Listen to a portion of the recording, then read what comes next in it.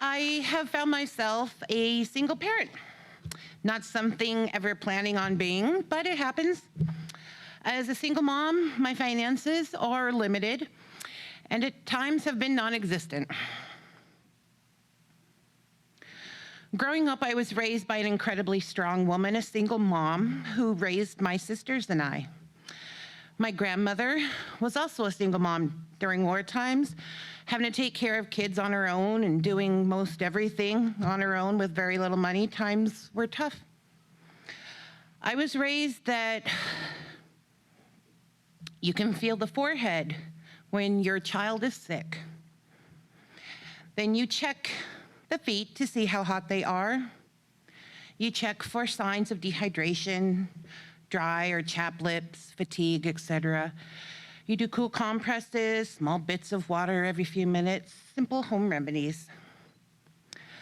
Well, when the pandemic struck and my kids got COVID, I panicked, as most parents did when it struck their homes.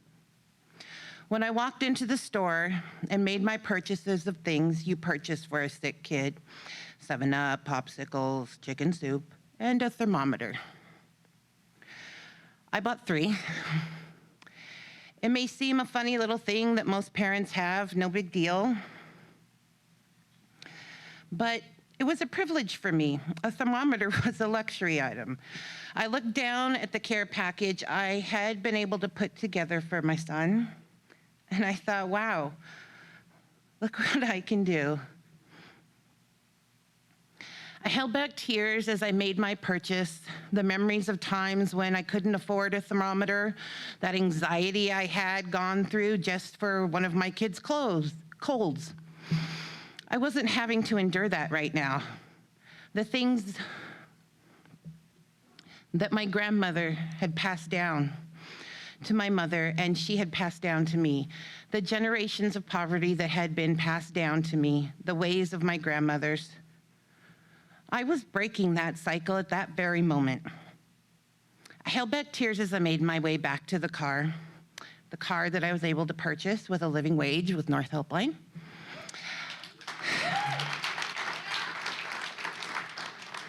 I sat there in the parking lot that rainy night and wept tears of joy and relief that I could do something so small, yet so really big.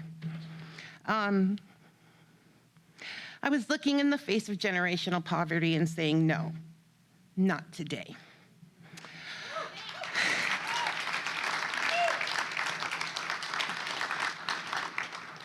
Looking back on that evening still hurts, still hits home and still impacts me with gratitude though, that I get to serve my community and still take care of my family.